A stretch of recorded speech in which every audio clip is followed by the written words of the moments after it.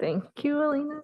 Hello, everybody, and welcome to the Human Relations Commission meeting on the September 11th.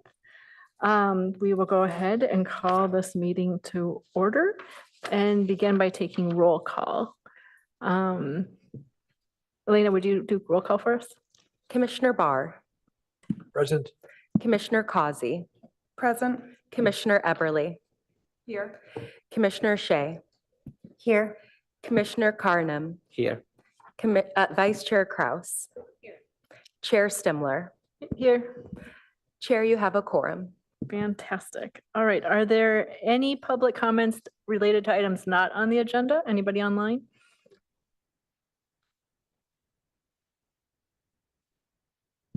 There is no one for public comment. Okay, great. Are there any agenda changes, additions, or deletions? No. All right, then we'll go ahead and approve the minutes. Could I get someone? I'll move. All right, thank you, Vice Chair Kraus. Can I get someone to second?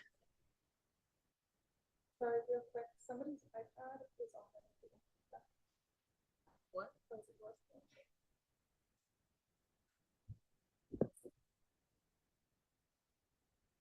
We think it might be hers.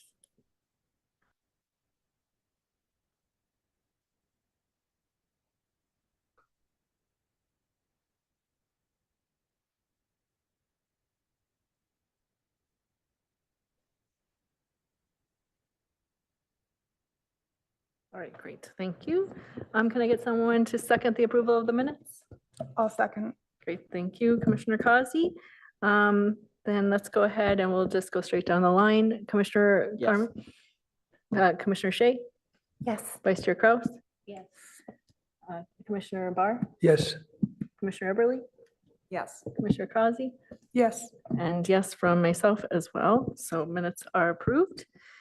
All right, then we will go ahead to the first business item, which is the summary of the fiscal year 2024-2025 Community Development Block Grant Program accomplishments and review of the draft consolidated annual performance and evaluation report. I think, will you be starting us off? All right, great. If you would go ahead and introduce yourself and then take it away.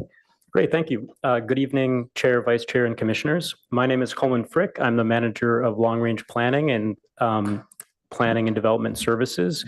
And our team oversees the Community Development Block Grant Program. Thank you for your work on the last time this program came before the Commission on the annual action plan and consolidated plan. That really positions us well for the next phase of the program, but this item is really focused on looking back at the past year's accomplishments. For the presentation, we have Austin Knutson, who is with Michael Baker International and will be providing the presentation, and both of us will be available for questions. And so with that, I'll hand it off to Austin. Yeah, thank you, Coleman. Let me just share my screen one moment. And I want to say thank you to the Commission for the opportunity to present this evening.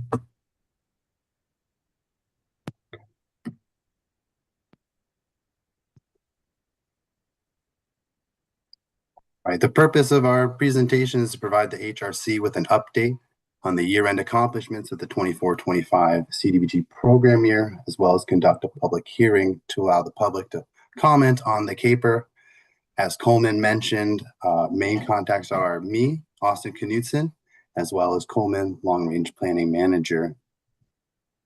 CDBG is a federal program that provides funding to local and state governments for community development activities for over 50 years and has three primary national objectives: to benefit low or moderate income persons, to aid in the prevention or elimination of slums or blight, or meet urgent community development needs. And the city's CDBG program has primarily been focused on meeting the first objective, benefiting low and moderate income persons. The city is required to submit this year-end report to HUD, and it includes the accomplishments and progress made towards goals identified in the 5-year consolidated plan. As Coleman mentioned, this is from our previous 5-year period. This is 2020 to 2024. And we just we presented to you the 2025 to 2029 5-year consolidated plan. And the CAPER additionally summarizes the specific achievements of each program or project funded for the respective year. And for 24-25, we had over $1,107,757 made available, and that included $513,653 in entitlement funds, $464,154 in prior year allocations, as well as $129,950 in program income. And the accomplishments for 24-25 are as followed. Alta Housing provided counseling and case management to 516 residents. Catholic Charities provided advocacy and complaint investigation for 37 residents. Life Moves provided case management services to 47 residents. SVILC assisted 24 adults with disabilities. Project Sentinel provided fair housing services to 7 residents. Move Mountain View assisted 6 residents through their safe parking program. We Care assisted 15 micro enterprises with staff training and best practices. And the 23-24 ADA curb ramp improvement project completed with 43 ramps installed, benefiting an estimated 6,681 disabled persons. The Alma Garden rehabilitation project continues with interior work now commencing as exterior scope has been completed. Rebuilding Together Peninsula has assisted 2 households with single-family rehabilitation. The next steps for the CDBG report, we will be receiving public comment through September 24th. We again are required to submit to HUD by September 30th. And please submit all comments to me, Austin Knutson, at austin.knutson@mbaker.intl.com. And our recommendation is that the Human Relations Commission open a public hearing to review, discuss, and take public comments on the 24-25 draft CAPER. And as Coleman mentioned, we're available for any questions. Thank you.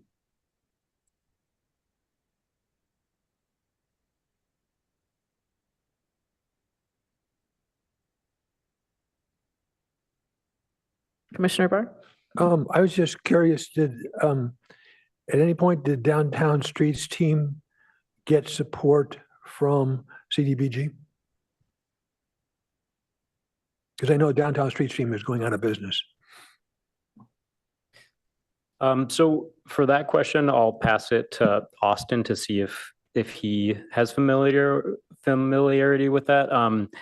I know that they aren't part of, this past year, but I'm not sure if they applied or for, years prior. So Austin, do you know the answer to that question?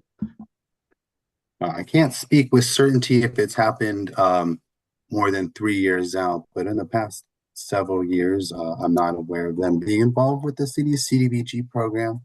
But I can research further and get clarity for you. Absolutely. Commissioner Melissa McDonough, Assistant to the City Manager. I can add that when I started with the city, which was approximately 3 years ago, that was around when I believe Downtown Streets stopped applying for CDBG funding. I think there were some complications around whether their programming was applicable given certain specifications in the grant, if I recall correctly. I also recall that I don't believe they qualify. Something changed and they no longer qualify for this particular grant. But I don't remember the specifics. And they did qualify and were granted HAZRAP funding, Commissioner Barr, just so you know that.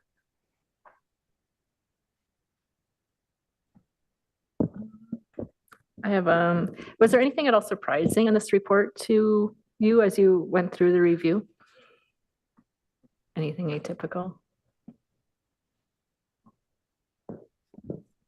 I can't speak to anything that sort of stood out as something we were specifically requesting, feedback on, if that's the question, but I'm not sure if Austin, if there's anything that stood out to you that based on your familiarity from the past year.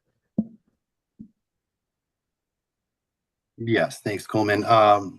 Yeah, that's right. When I was coming on board, working with the city, right when we were doing the 2023 caper, this time last year, I do remember year over year, there's been a vast improvement to the accomplishments by Life Moves case management at, I believe it's at Barker Hotel and another location, the Opportunity Center.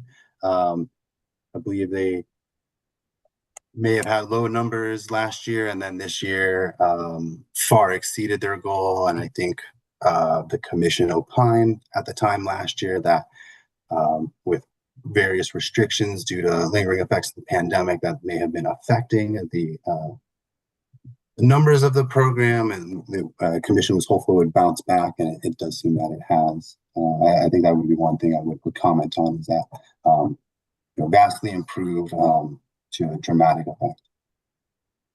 Well, there were also, oh, sorry, Vice Chair. Oh, do you want to continue? No, I can ask my question Oh, after. all right. Do we know the numbers? Please use. I'm sorry. Do we know the numbers associated with the allocations? Because there's not a chart that shows us. The dollar amounts that were Yes. expended, I This believe. year to make up the 513, or is it in the back?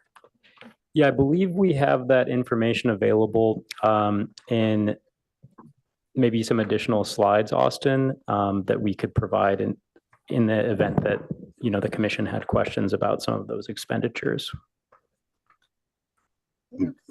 And to that end, for public services, all our public service awardees did fully expend their award. Home Garden, which is continuing, they've spent down a little, almost 3/4, but everyone else has fully expended.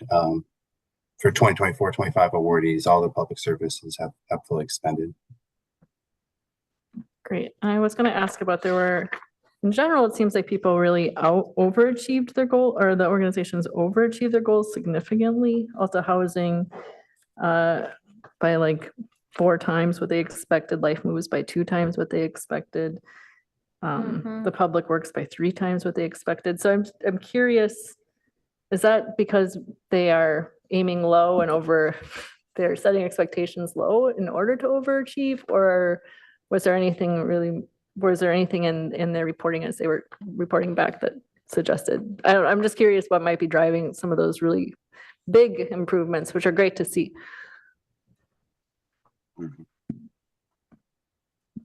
I know that for Life Moves, right, about 1.5 times. I think they had a goal in medical of 32 for 2023.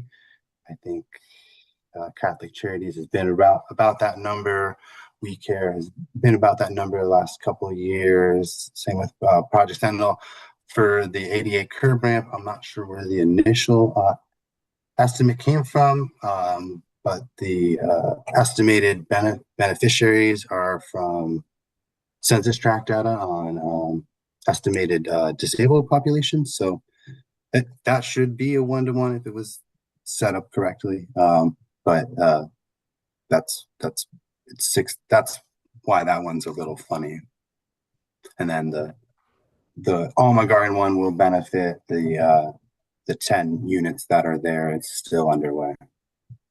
I was going to ask about that one because that one was a 0, and so was the Project Home Key one. I'm assuming that's because construction's been a little delayed. Yes, still pre-development, but I do believe we're wrapping up, tied up in NEPA clearance because of the unique characteristics of the site with potential cultural impacts as well as proximity to water. So been working through that, but I do believe making good progress. I think construction's slated for the next few months. Vice Chair? Yeah, and Mountain View move Mountain View. Is that for the new lot that we viewed, Assistant City Manager? I'm assuming is that Genge Road? Yeah, yeah. Is Uh, that for the Gang Road? Austin, let me take this. This is Melissa McDonough, Assistant to the City Manager. As far as I know, and Austin can fill you in more, the CDBG funding is particular to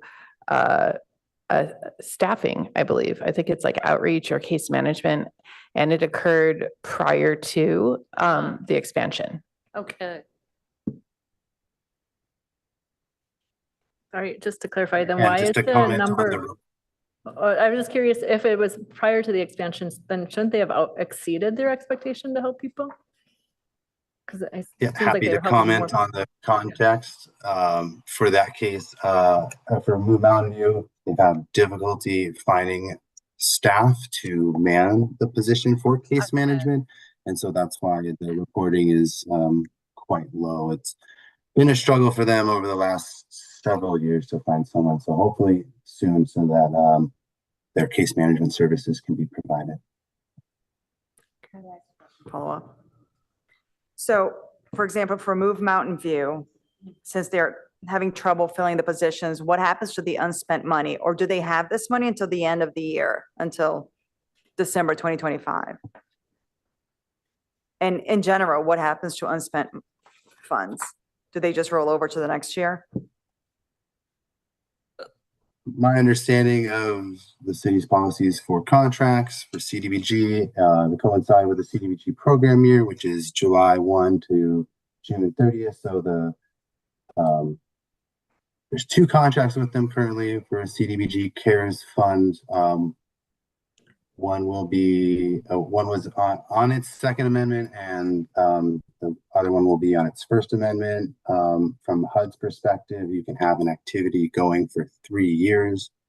As far as returning funds and allocation is with a grantee for 7 years. So September 30th, 2025, 2018 CDBG funds would be expiring for grantees on the in the CDBG program. The city is not in any danger of having any funds recaptured for the next several years. But for CV funds, these CARES Act funds, they would be expiring September 2027. And one other question about Rebuilding Together Peninsula. Their goal is to assist 5 households, and they actually assisted 2 households. Do we know why? Such a low number? Difficulty identifying qualified low-income households to be able to assist them with home rehabilitation. I know that's been a struggle the past couple of years, though I believe last year they made their goal or maybe exceeded it, but this year, for one reason or another, not able to find as many qualified applicants to proceed to construction. Thank you. I have a few questions. I think this is mostly follow up on some of the questions they asked. I think the first one is to follow up on that question. What measures were done to sort of reach out to the non-English speaking residents or families with children or individuals with disabilities who may not be able to reach out and seek help? Were there any work done to do that specifically? Just to make aware of these programs? Coleman, I'm not sure if you're able to speak to that. Is the question specific to the sub-recipients outreach efforts, like the example that was just brought up, or just about the CDBG program general, funding CDBG. generally? In general, CDBG and So as part of the phase that will be coming up for, the annual action plan and consolidated plan that, the HRC saw most recently, there'll be a notice of funding availability process, and that's scheduled to occur like later this year, near the end of the year. And as part of that process, we have a citizen participation plan that involves, outreach to different communities. I can't speak to all of the specifics of that, being someone that's newer to this program, but we can definitely take that comment and, make sure that we can use all the available channels that the city has to emphasize that type of outreach to the communities. In a lot of cases, as has come up in some of the answers to questions this evening, some of the recipients are sort of recurring recipients over years, and some of that has to do with the nature of like familiarity with the program. So, there's often, if an organization hasn't received CDBG funding in the past, sometimes that takes, additional coordination with, our team, the CDBG team, to just make sure that they're aware of, what the requirements are, because it is sort of a federal reporting process that has some nuance to it and, funding requirements. Great, thanks. Second question was, again, follow up on Chair's question, which is, some of these organizations have really outperformed their goal. But beyond numbers, are there ways we can better track the outcomes, such as, the stability or improved quality of life over time, or any other outcome-driven measures apart from just helping the numbers? That's a great question. I think I'll let Austin answer it, but to start off, I think that, some of the individual sub-recipients have their own procedures in place to, look into the effectiveness of, some of those factors. There are mechanisms, that we have within the program to, verify that the information that they're providing, in terms of, who is helped is in line with, what the goals and the targets are.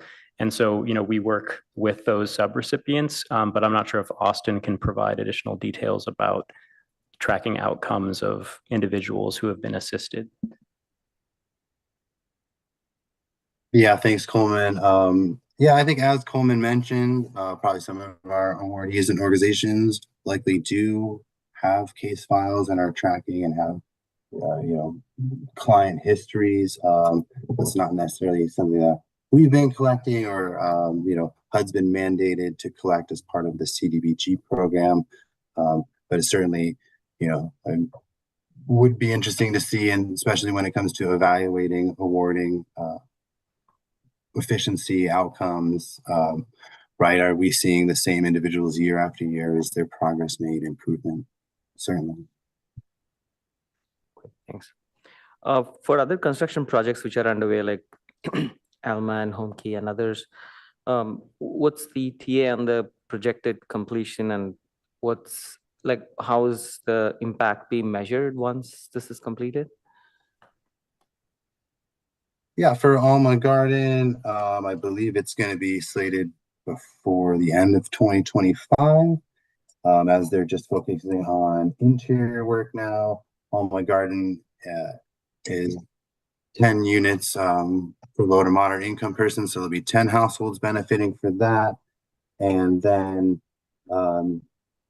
for the Home Key project, it's converting a former hotel into affordable housing, and I believe it's 40 units. So there's going to be 40 households, low to moderate income households benefiting. And yes. Austin, this is Melissa. I think you might have the wrong Home Key project in mind. The Palo Alto Home Key project is being modular built construction. And I believe the CDBG grant funded portion of that is a playground. With the NEPA issues you were talking about, I think that probably drives a little bit of the date, because you can't start, the rest of the process until you've done the federal environmental requirements. Right. Yep. The project that CDBG is funding is a playground. Thank you. Commissioner Barr? I just wanted to point out a little interesting historical fact. the reason that Alma Garden was acquired by the Community Working Group was that in that same year cycle of CDBG funding, it was then it was previously Palo Alto Housing Corporation had been granted funding, but its project collapsed and it had to turn the funding back in. And you don't want to turn funding back in for CDBG because then the federal government removes it from the next years. So we had 90 days and I went scrambling about looking for a housing that was for sale, and Alma Garden was for sale on the market. And I put in a bid for Alma Garden and they said, sure, as long as you can get the money. I got the money from CDBG, and now Alma Garden is being refurbished, the 10 units, which is, it's a great location right on Alma Street. So anyway, so it was an irony that in order not to lose CDBG funding, we just put in a bid on a 10-unit housing complex.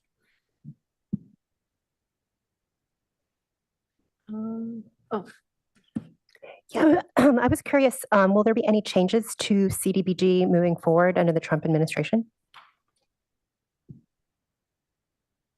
We will have to wait and see. Latest proposed budget from the House and the Senate both include CDBG in it for the fiscal year 25-26. So that's progress made, as the House budget did not have CDBG or home, but the Senate budget did. So looks like they're starting to meet in the middle. So fingers crossed that it will continue to be funded.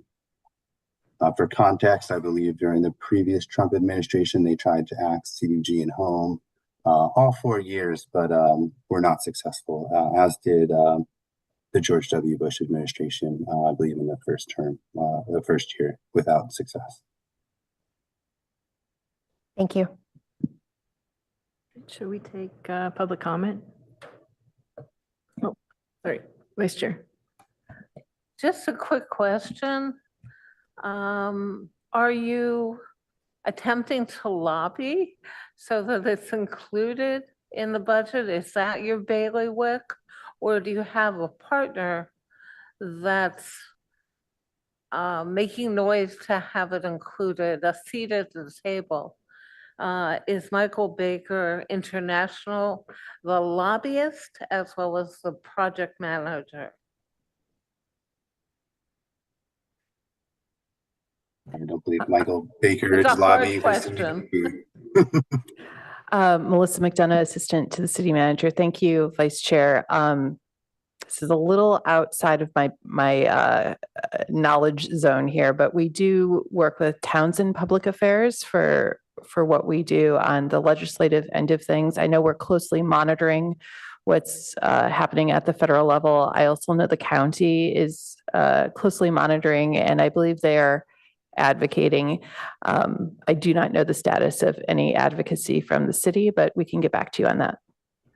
Particularly, do we have an organization that is lobbying at this table, which is not the normal table for the city? At the federal level, is that what you're asking? I'm asking, do we have a Republican lobbyist who understands how to get money in the budget, to be blunt? I can get back to you on that. I don't know the answer. Great. And with that, any other questions from the commissioner? Should we take public comment? Do we have done that first? No. Oh, No one has submitted for public comment. okay, great. All right, then we will move our friends from the library here. Okay, great. Yeah, thank you so much for this report. And thanks for tracking the progress of these important grants.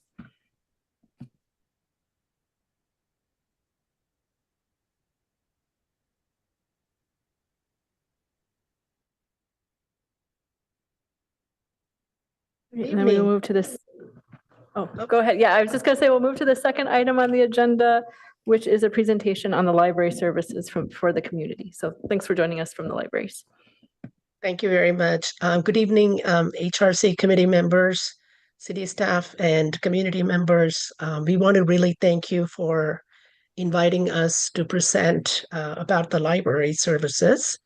I'm Gayatri Kant, I'm the Library Services Director, and along with me are Julie Finklang, who is the division head overseeing our collections, programming, and technology, and Alex Perez, who oversees our operations. So all the three of us will be presenting today, and we'll be happy to answer any questions after the presentation is completed.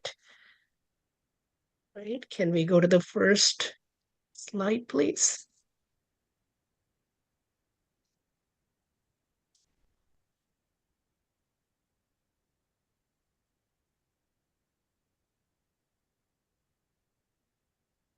All right, so as you know, Palo Alto libraries are a popular destination for community members.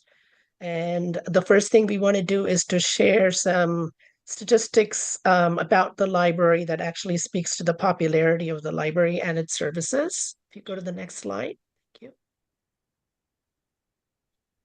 Okay, so in fiscal year 25, about 748,967 visitors visited one of our libraries. But more than 1 million people visited the website. So that's a little bit of a change that we're seeing. Our total circulation remains very strong. 1,379 items circulated in the last year. Our collection numbers are also pretty strong. We have about 286,000 items in all our 5 libraries. This also actually includes our virtual numbers. We also had more than 1,000 programs and activities and events that we presented last year, and had more than 43,000 folks attending those programs.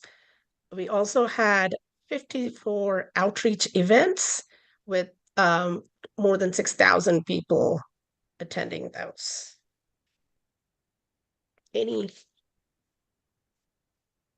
This is a very strong number. I do want to say that after the pandemic, these numbers were a little bit low, but we're definitely seeing an increase. Like the visitor count, for example, we have seen like 100,000 people more walking into our libraries the last year. One of the reasons I think that the library's popularity is enduring is because we have adapted our services to positively impact community wellness and growth. The scope of the libraries has changed. Many people, even now, libraries are quiet places with books. But we have really moved on from just being that. We're still about learning spaces and books, but we are now more of an active learning center, and we are also community connectors. There is an excellent quote from New York Times. I'm a librarian, so I have to do a quote from the New York Times, right? That sums up the modern library's scope. It says this: as local safety nets shriveled, the library roof magically expanded from umbrella to tarp to circus tent to airplane hangar. The modern library keeps its citizens warm, safe, healthy, entertained, educated, hydrated, and above all, connected. I think this really sums up what the library today represents. So let us look at some of the ways that we service our community members. If you want to go to the next slide, please. So the first thing, which is obvious, but still we want to emphasize, is we are a welcome space for everyone. We are free and open community spaces. And as facilities, we're very well maintained, and we provide a comfortable and safe environment for all our patrons. Everyone is welcome to come and enjoy the facilities and the services. You don't really even need a library card to come inside and enjoy the library facilities. So that is something that I think is really, really important when there aren't that many free spaces in the community where community members can enjoy. The last time the city was impacted by floods, the Rinconado Library was actually open all night to provide services to community members. This is not a traditional service that generally we provide, but thanks to our collaboration with all city departments, we were able to provide this service. The library is also known for its open access to information in all formats. As you know, we started just with books, but now we provide information and recreation in many, many different formats. And we have a very diverse collection. We have books, which also includes ebooks, audiobooks, databases, movies, music. We have a great world language collection. We have more than 15 different languages collections in the libraries. We also have a great citizenship corner, an ESL Learn English collection. All this is free and open to all community members. I did want to provide you some information about some interesting non-traditional collections that we have. One is called the Library of Things. So this includes bike locks, bocce ball kits, canning kits, Chromebooks, and memory care kits. We also provide free park passes to the county parks and the city foothill passes. Another interesting collection that we have is our seed library, where community members can exchange seeds. Also, the library contracts with Palo Alto Historical Association to maintain our city archives.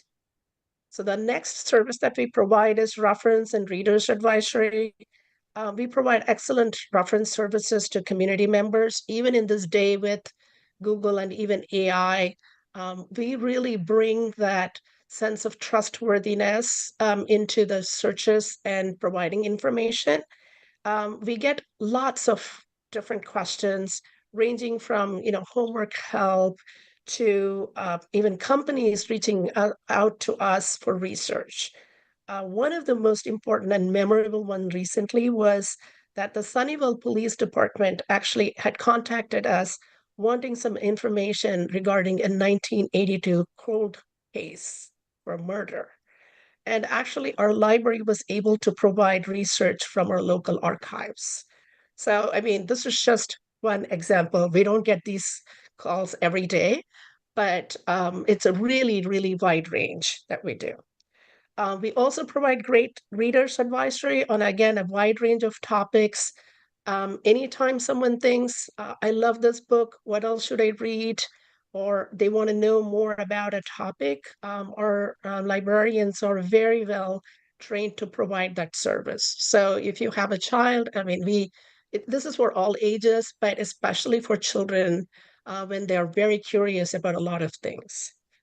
The last, but also very significant one is technology. We have been in the technology business for a long time.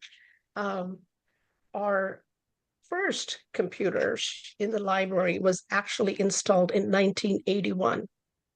And it has been a very popular service since then. We have also provided internet education to community members. I'm going to date myself a little bit by saying that one of my first jobs, not at this library, but at a different libraries, was actually to do an internet class for community members, and it was jam-packed. And so we continued providing it. Even today, community members use our computers and Chromebooks and definitely the free Wi-Fi. Today, one of the most popular technology service is through what we call our Vintage Media Lab. Think about all your old photography, your home movies, your records and cassettes. I'm sure all of us have collections like that. This is your opportunity to digitize them. And we have a lot of stuff that can help you with this. It is also one of our most popular services. So you will have to go and get an appointment, a 2-hour appointment, and those fill very quickly. The other thing that I wanted to talk about is about our robots and virtual reality. Again, Palo Alto is unsurprisingly in the forefront in these fields. We actually own 4 different robots, and we also work with virtual reality projects. Our robots, we actually even use them in story times and other programs. They're very, very popular with kids. We work on many virtual reality projects with San Jose State's information school, and they have also been very well received. Last but certainly not least, we're well known for our AI projects. We, as recently, Washington Post actually contacted our services manager for technology to be part of an article that he wrote.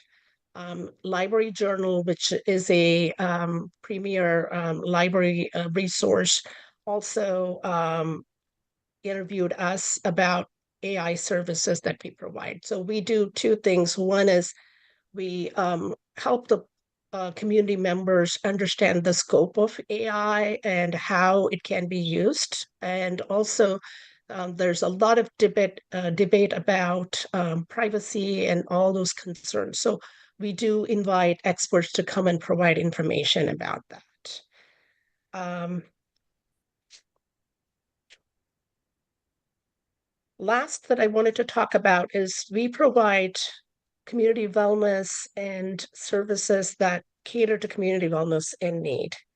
Whenever there is a community wellness need, we sometimes expand existing services and events by we collaborate with other city, county departments, sometimes with other library organizations, local organizations, and educational institutions. Our collaboration, we provide it from sometimes we're just providing space. Sometimes we'll help them with research. Sometimes we co-market with marketing, and we also co-present sometimes. Although sometimes we design a new service when we encounter a community need that does not have free or inexpensive access. We're going to be sharing examples of both all these approaches in this presentation. So let's go into the next slide, please.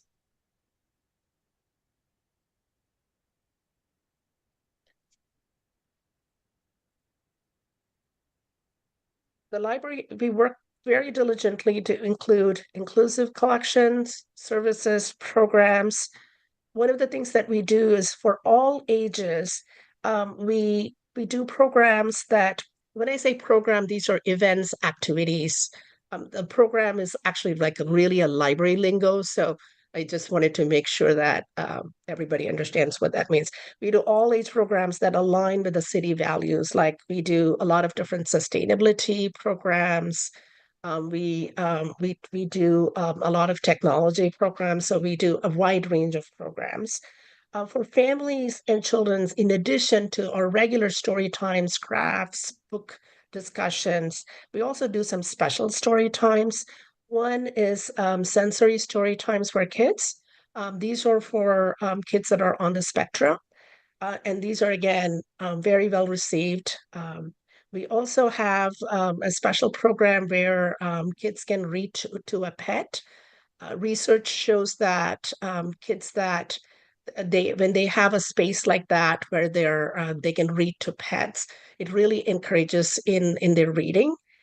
So again, that's another very popular program that we offer. For teens, especially at this time, we have been working really hard providing mental health events. 2 new events that are coming up is on the 20th of this month. We actually have Jack Rosh, who's one of the researchers with the famous book that you might have heard, The Anxious Generation. This is a virtual program. We'll put some information about the program if you would like to watch it. And the second one is by Dr. Lisa Demore. The title is called The Emotional Lives of Teenagers. I think these 2 programs are very well suited for the need that we have right now. We also mentor and coach teens to offer programming to other teens. So that is one of the things that we work on. In addition to that, we also support teen initiatives. So, for example, we worked with a group that collected T-shirts and made pet toys. So that was a win-win project, and the teens were very, very creative. For adults, we again have a wide variety of programs. We have health programs, finance programs, voting, anything you can think of, we pretty much do that.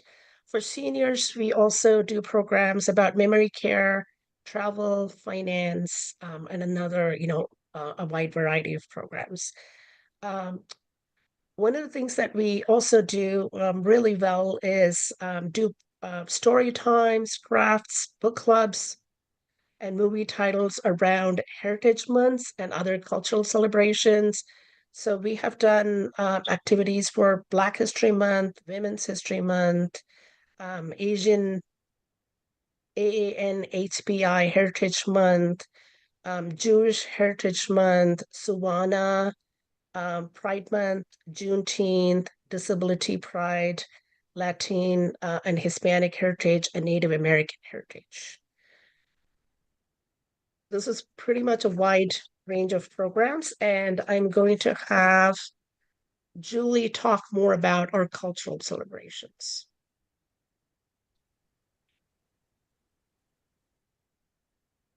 Good evening. So as Gayatri said, I'm going to tell you a little bit more information about our cultural celebrations today. So the library launched a Celebrating Cultures initiative back in 2017 to ensure that all cultures in our community are represented in our operations, collections, services, events, marketing, and outreach. The library created standards and guidelines for programming and for staff to provide activities commemorating these celebrations, holidays, and heritage months. Some of these activities include displays of a diverse selection of library materials, as well as wall displays of decorations, many of which are made by children and other community members at our craft programs. We also provide specialized book lists for all audiences that highlight a wide variety of the resources that we offer on each topic.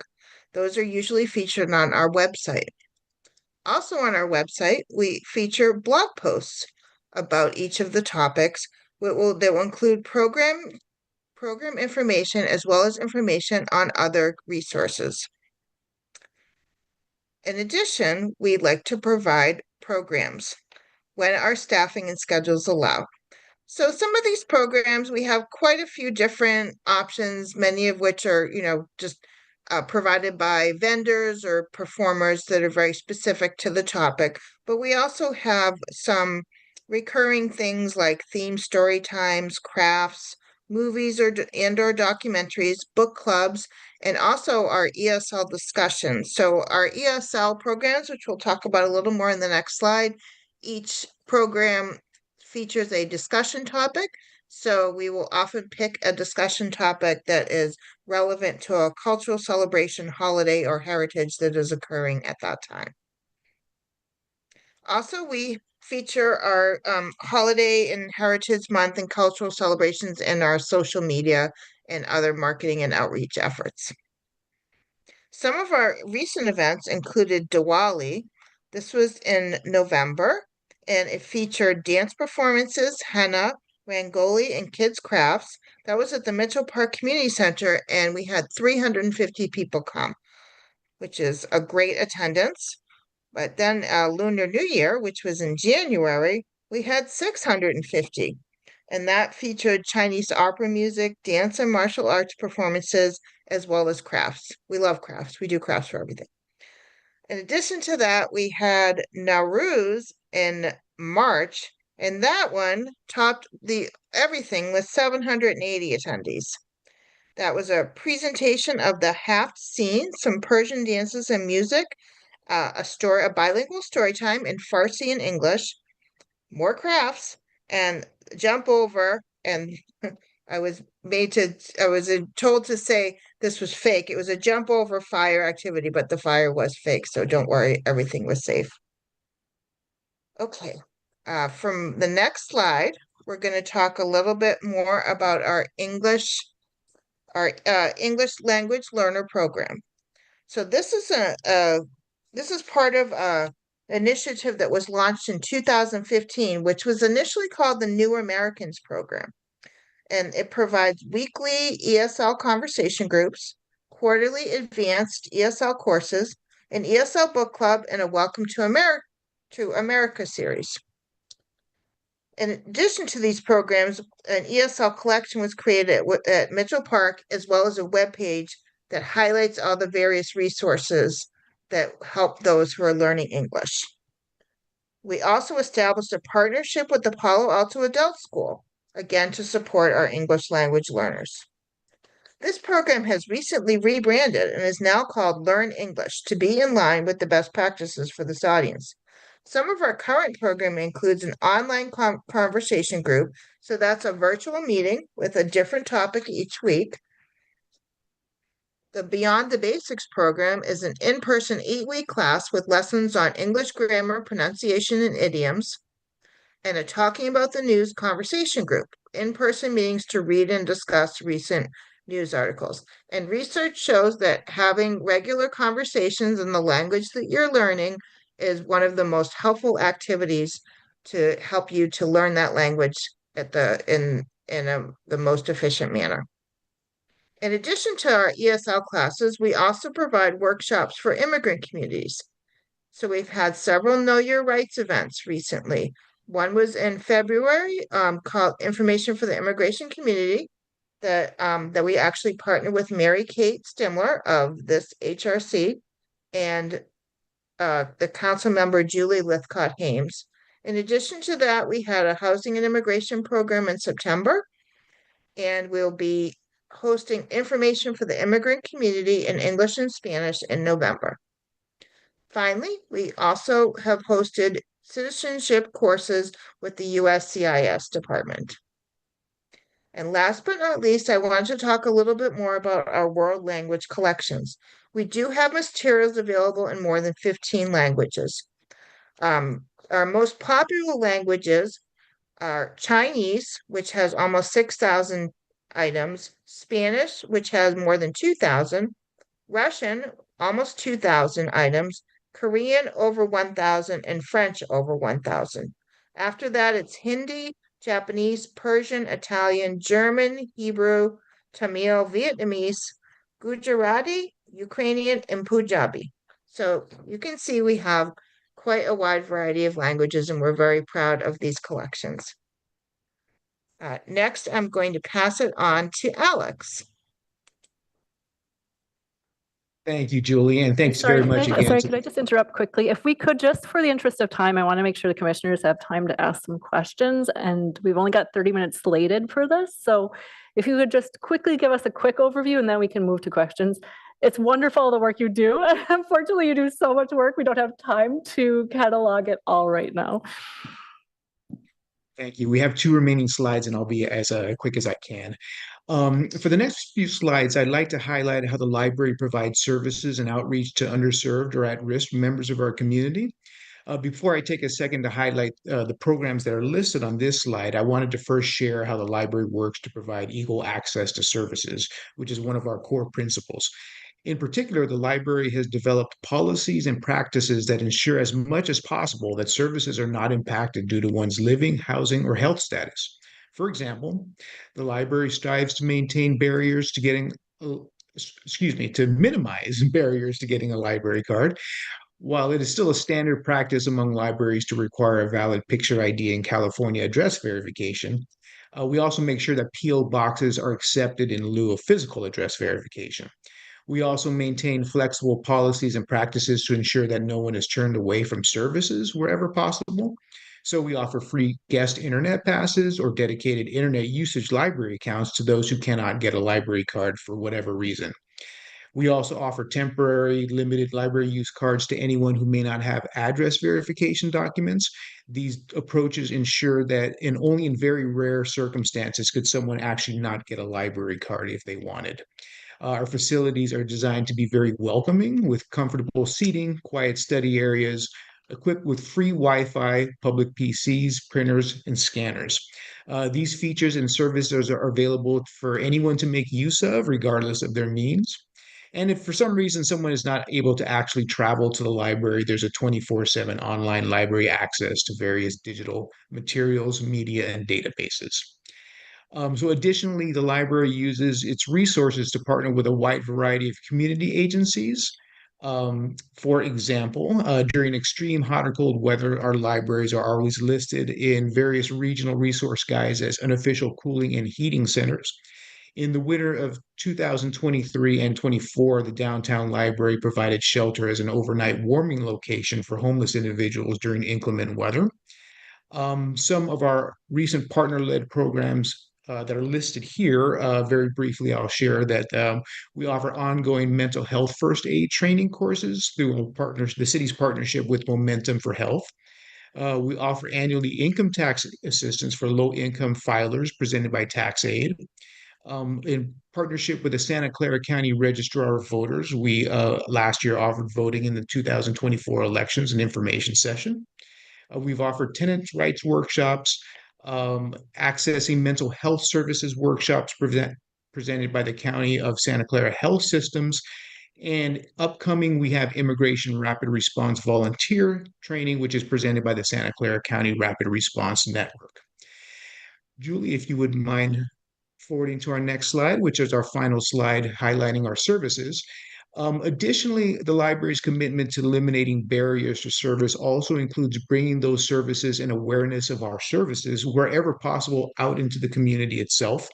One service that we revived in 2024 that we're very proud of is we restarted the homebound delivery services, which is where volunteers will deliver and pick up library materials and bring them to homebound customers who otherwise cannot come to the library.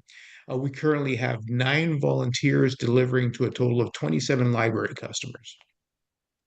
And lastly, the library attends many outreach events throughout the year, including visits to senior centers for e-help support. The library has also attended Resource Fair at the Opportunity Services Center for the past 3 years, where we provide information about services, branded backpack, and other useful supplies, as well as issuing library cards. Our youth services staff have also been visiting various Palo Alto community childcare sites to promote services and issue library cards.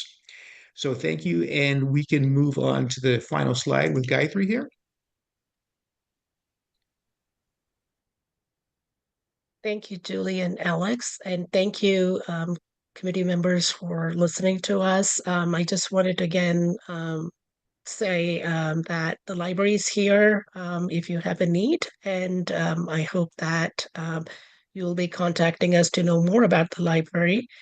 We have all our contact information that you can contact us to ask us more questions, and we're also happy to answer any questions here.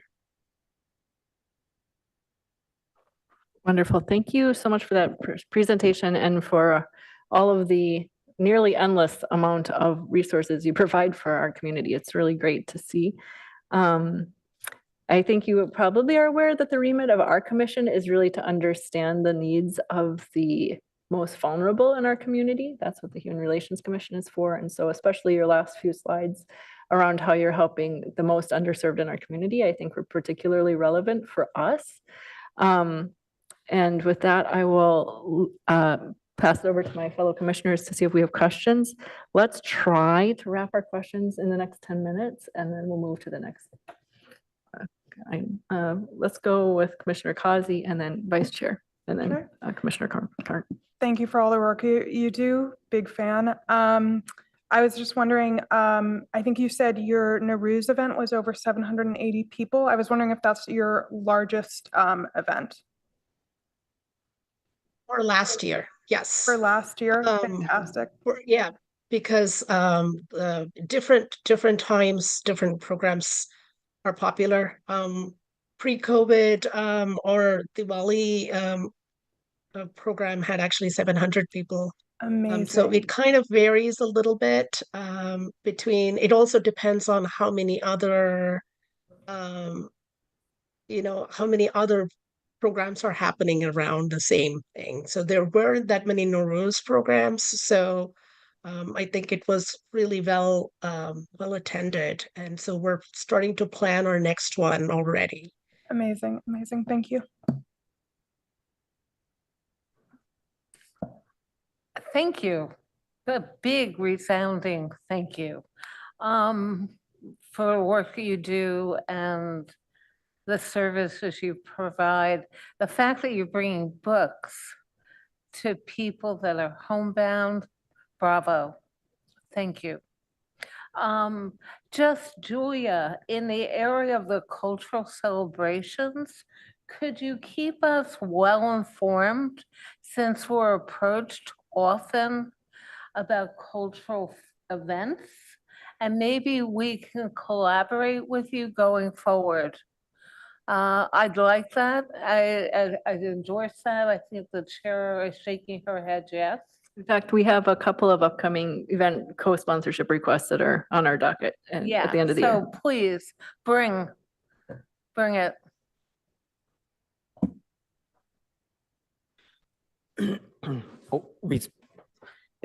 Thanks to the library, we spend at least 2 hours every week with the family and kids. This is a great place. We're building a lot of core memories for our kids. My question was around what are some of the library's challenges that you see over the next 2 to 3 years, and maybe related or unrelated? Is there something that HRC can help you with? Really, the challenge is, as always, right? As I said, the scope of libraries are always expanding, and the resources are finite. And so, especially this year, the last year, what we've been seeing is a lot of our projects that come through our state library. So our state library provides us some funding for some of our programs and services. And state in return, they get it from federal funding. And so some of that funding was cut. So so that's something that we are watching very closely to see, if we do have to make cuts, it's really when we do have to make cuts, where do we make it so that there's minimal impact to the community, or find some alternate resources.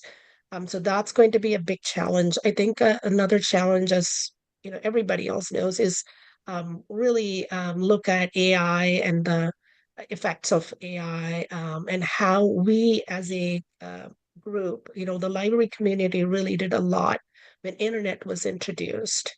I made mention of those internet classes, and it was really critical for many people who had never seen a computer before, right? So I think this is another opportunity for us to make that more available for a lot of our community members. But the challenge again is, how do we keep expanding without losing our core? Right. So I think that's a challenge that we keep going back and forth. I mean, what we provided to you, we could take a whole day to talk about the libraries, honestly.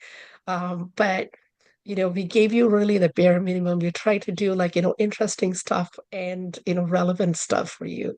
But that is really our challenge. It's very unusual that a city of this size has 5 libraries. But it does mean that operationally, we have to put a lot of staff to just even open the libraries. And in addition to that, to provide these services, that's always that challenge. We do work with volunteers, and we're in fact going to be opening up more volunteer opportunities. We'd love to have people with different skills come and help us. So more to come on that. Can I say something? Okay, all right. Thank you so much. You guys do amazing work. I've raised my kids here in Palo Alto, and we have lots and lots of memories of going to library events and going to the library. I wanted to bring up one thing. I think this presentation reminded me of the community survey. I think the 2025 might still be open, but I was looking at the 2024 results, and last year, from the people that responded to the survey, 92% would recommend the Palo Alto libraries to friends. For the last 6 years, you have received a rating, have received 90% or above. I think that is extremely high, especially if you compare to everything else on the survey. And you should be very proud of that accomplishment and remind the city of what you're bringing to the city. And I think that you are one of the reasons that people want to live in the city of Palo Alto and want to raise their children here. So thank you. Thank you. We appreciate that. Great, thank you. I have a few just final thoughts. One is that sometimes we hear about the library in our commission, and we have heard a couple of things the last year.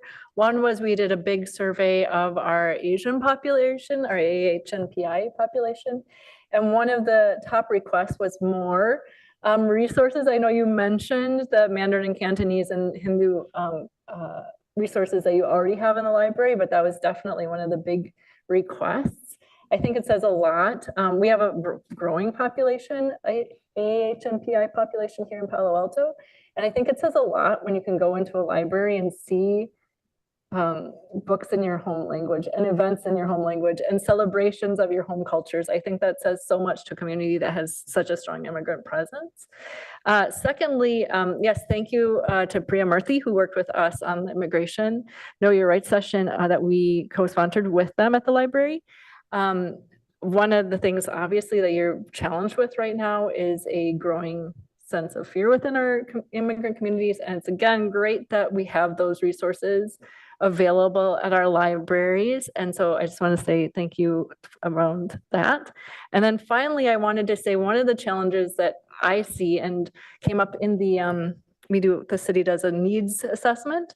And one of the things that came out of that, or I think it was actually why we eventually decided to bring the libraries in, was that we heard that often the libraries are becoming the social safety net for some of our very most vulnerable people will find their ways to the libraries.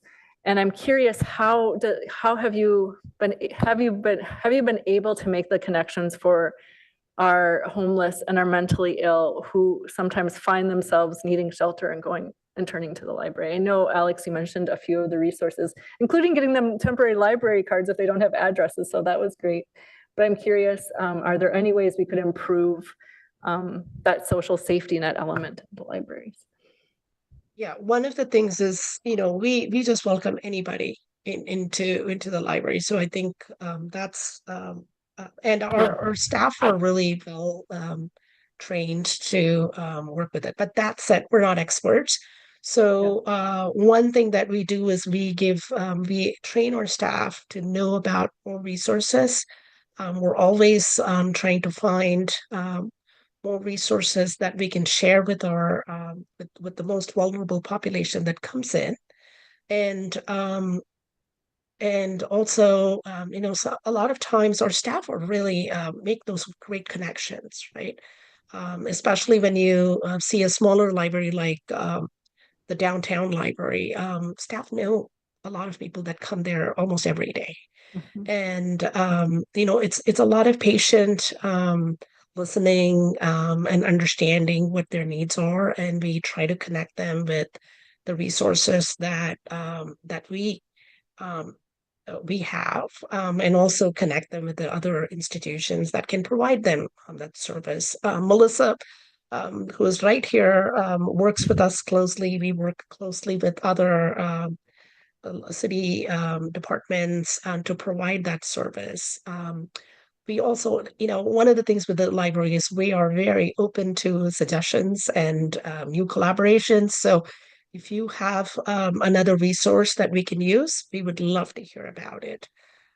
Any ideas that we can implement, happy to hear about it and discuss.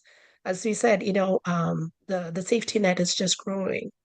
And we are very fortunate to be in Palo Alto, where actually we have a lot of resources, including, the human human services and community services department. In many communities, they don't have it. And so it really becomes just the library doing it. So I'm really glad that we can spread that work and do more effective work. Wonderful. But that said, please let us know if there's any need, any ask. We'll do our best. Wonderful. Thank you so much. I think we'll move to public comment before we take a quick break before our final item. One quick thought I do have is that when Project Home Key does finally open its doors, I think there will be a wonderful way there for the libraries potentially to connect with the residents of that new facility. So, all right, with that, let's see if we have any public comment on this topic. Elena? No one has requested public comment. Man, no one showed up to like cheer on the libraries. All right.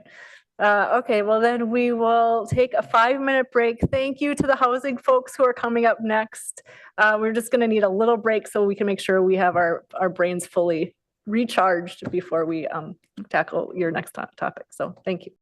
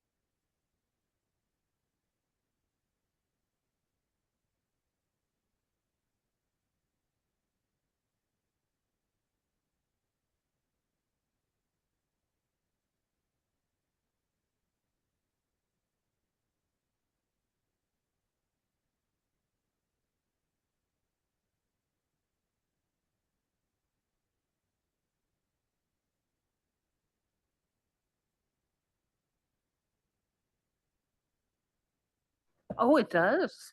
Anyway. You want I'll just send mine? it to Commissioner Kazi anyway. Very easy. Sounds good, sounds good. Thank you all for being here. We're gonna dive right in just a moment. Want to give you as much time as possible.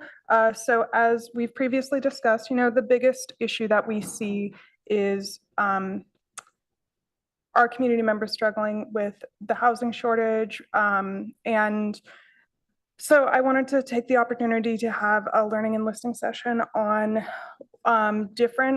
what are the different alternative pathways to housing, to homeownership. One thing I do want to note, for those of you who might remember, in the original discussions of this, there was going to be a speaker going deep on social housing. I met with a very fantastic organization on social housing, and it was extremely wonky. It would have been too in-depth for this presentation, but I'm thinking in the next 2 years, as our affordable housing funds decrease and the state legislation makes social housing more relevant, that we could do a joint listening session with the PTC. So with that, if each of you can introduce yourselves and then dive right in, that would be wonderful. Sorry, now that I have a working mic, I just wanted to add just one small thing, which is that this is very early stages for us on this conversation. We're not proposing any particular proposals yet, but one of the next steps for us will be to take what we hear from you and then meet with our city, actually some of the folks who are already here today, but they've been very short staffed. So we're kind of flipping the order. Normally we would talk about our city resources first and then come and look more broadly, but today we're going to flip it. So that's where we're at. We are our very first. And so we haven't even really reviewed yet what Palo Alto is already doing. Just wanted to make that clear. And now we will hand it over to you. Thank you, esteemed class. Thank you so much. Good evening. My name is Juan Angel Lujano with the South Bay Community Land Trust. Good evening. I am Matthew Reed. I'm the housing officer for policy and programs at the City of Mountain View. Is that too quiet? Okay. Hi, good evening, commissioners. My name is Josh Ishimatsu, and I'm Deputy Director at Silicon Valley at Home.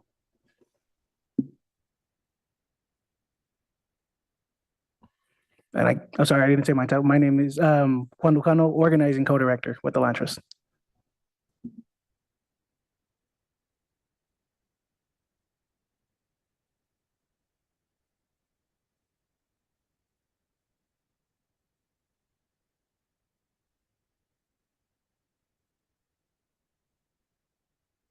Sorry, SV at home, if you would like to start, I have your PowerPoint ready, or anyone. Maybe we could start with Juan, Yes. the South Bay Community Land Trust. All right, just a moment while I get that up. Name of your organization, while I couldn't understand it. Yeah, definitely. It's the South Bay Community Land Trust. Thank you.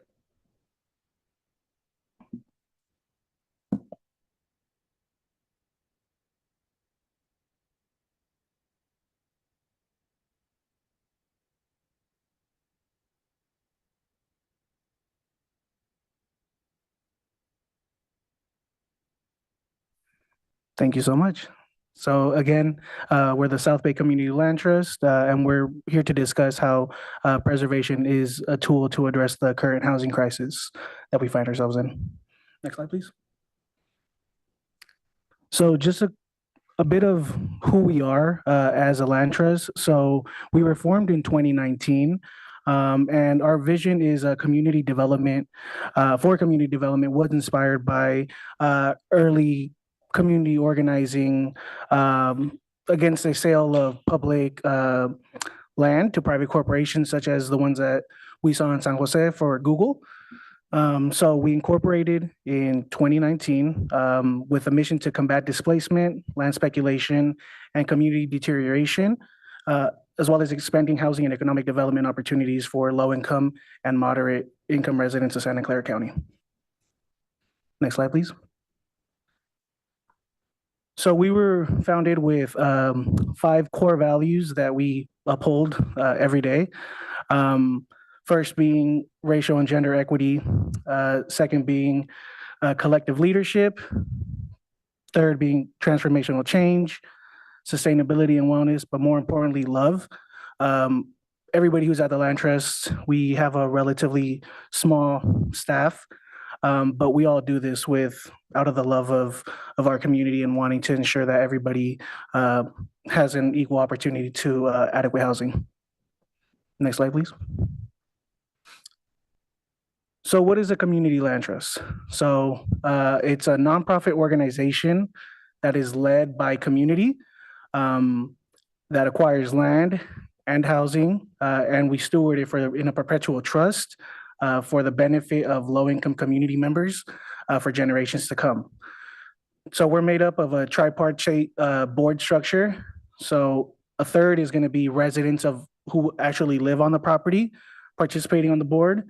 A third is going to be larger or neighboring community members with some local expertise. And the other third is really the local experts and the technical support, really our board members who are doing this on a daily basis. Yeah, we're currently really active on that end. But a community land trust, this is a great image that our friends or our colleagues up in Oakland CLT put together for us for the Land Trust Network. So it really looks, this is a very, I'd say, simple bird's eye view of how a community land trust is structured in a sense of there's a community ownership of the land and a 99-year ground lease or deed restriction that's above on the building.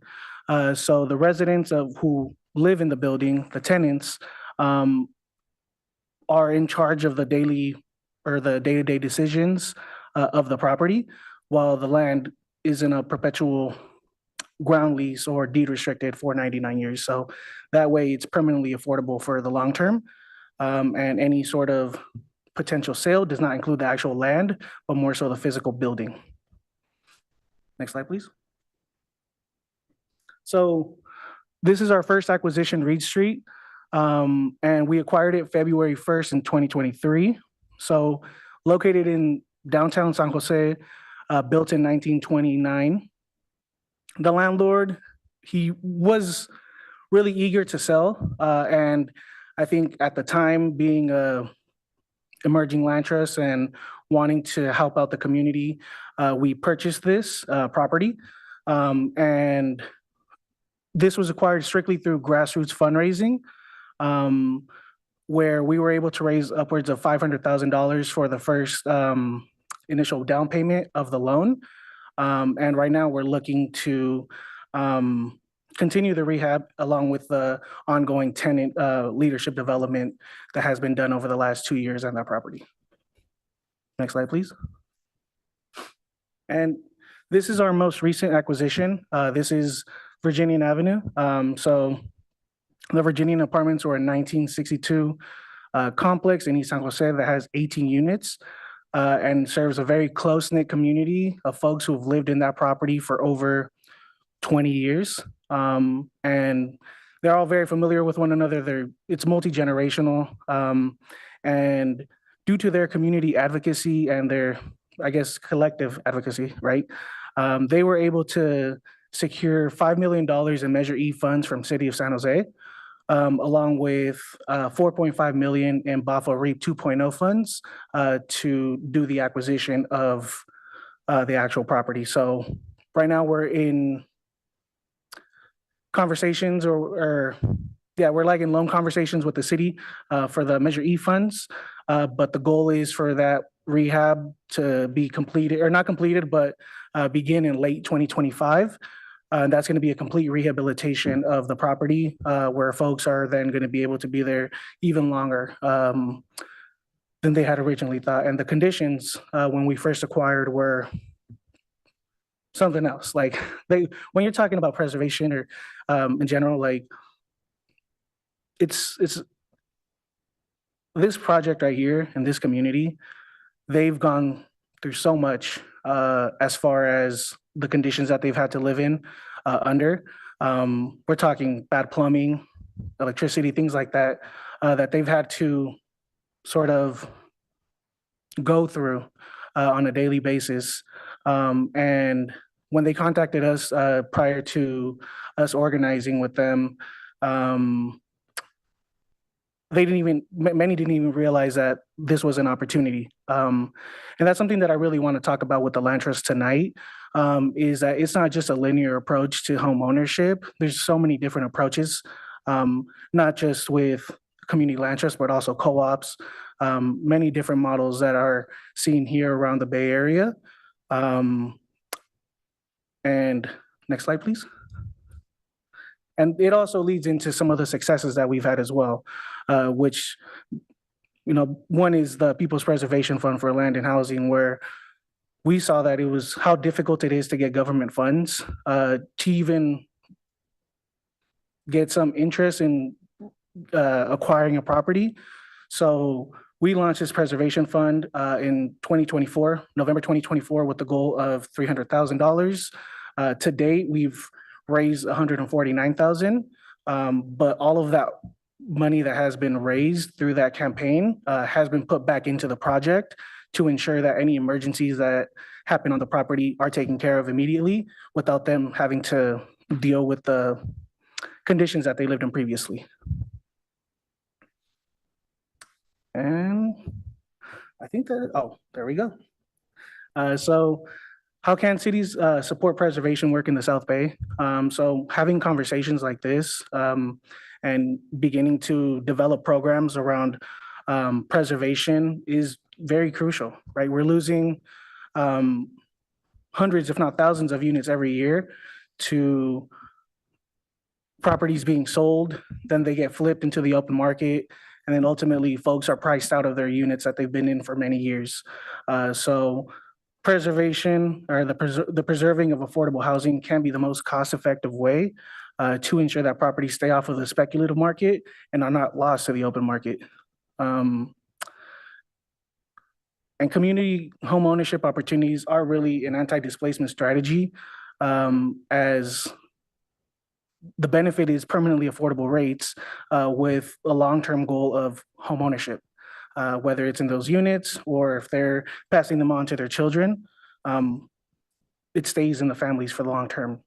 On top of that, the tenant organizing and the empowerment of those tenants, it really leads to overall property and community participation, which facilitates the leadership development. And you get more folks who are, in these spaces participating and uplifting their voices and, advocating for services that they feel they deserve.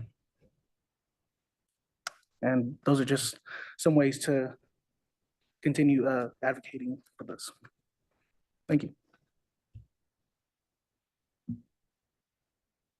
We'll hold off on questions until all three have gone, and then we'll jump in. All right, who would like to go next?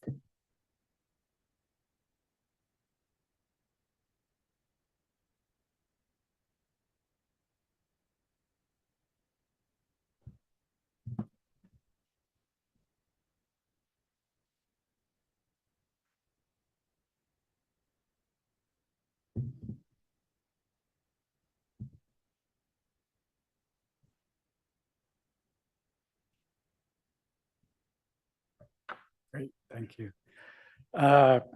Good evening, commissioners. It's a pleasure to be here with you. I am Matthew Reed. I'm the housing officer for policy and programs at the City of Mountain View. And I am going to talk to you tonight about the program that we have developed, are in the process of developing in the City of Mountain View related to community ownership. This is a long process. So I think it was important for us to frame and kind of contextualize where this started. So the strategic plan adopted by the City Council in 2018, 2019 included as its priorities the intentional housing development. It's got to be a word missing there. Being intentional about housing development in the city. And they also prioritized inclusive and equitable communities. And out of that discussion, there was a series of meetings that were held around anti-displacement measures in the city. And then together, those came together in the housing element. And so it was in the housing element in which this particular piece of work of developing a community ownership program was memorialized and dates put on it and gave us the drive to move forward. So it's been a lot. In March of 2024, the council really made its first real commitment in setting aside $4 million as seed fund, with the idea that the city could pitch in and leverage other parties to get involved. That's working a little bit, but this is part of our learning process. And then we went through a very long process, which I'm going to talk to you about, very long, crunched into a year. And we'll talk about how that framework came together. And then on Tuesday of this week, this came before council and our framework was approved and adopted. So this is a great time to be here. And I'm really pleased that I have good news because we were scheduled before that. Great. So this is the housing element language, just to be clear what we were working with. And really in the community conversation around the housing element being produced in the city, we received a lot of feedback, not surprisingly, that the existing housing system does not meet the full range of community housing needs in the city of Mountain View. Market rate housing is increasingly out of reach to more and more people, and affordable housing somehow is inflexible. Oftentimes it was too expensive than people could afford. And so we really acknowledged that we needed to find and explore new models. The housing element required us to go ahead and do that, figure out how to move forward. Importantly, it also recognizes that the role of the city is not always clear when we move into new spaces. And so it directed us explicitly to assess the role of the city in this new model. So let's jump into it. Topic one, defining community ownership. We really decided we would step back and come at this from the ground up. And we put together a group of sort of a support committee, a reference committee that was actively involved in us putting this together. So we called it the Community Ownership Action Plan Advisory Committee.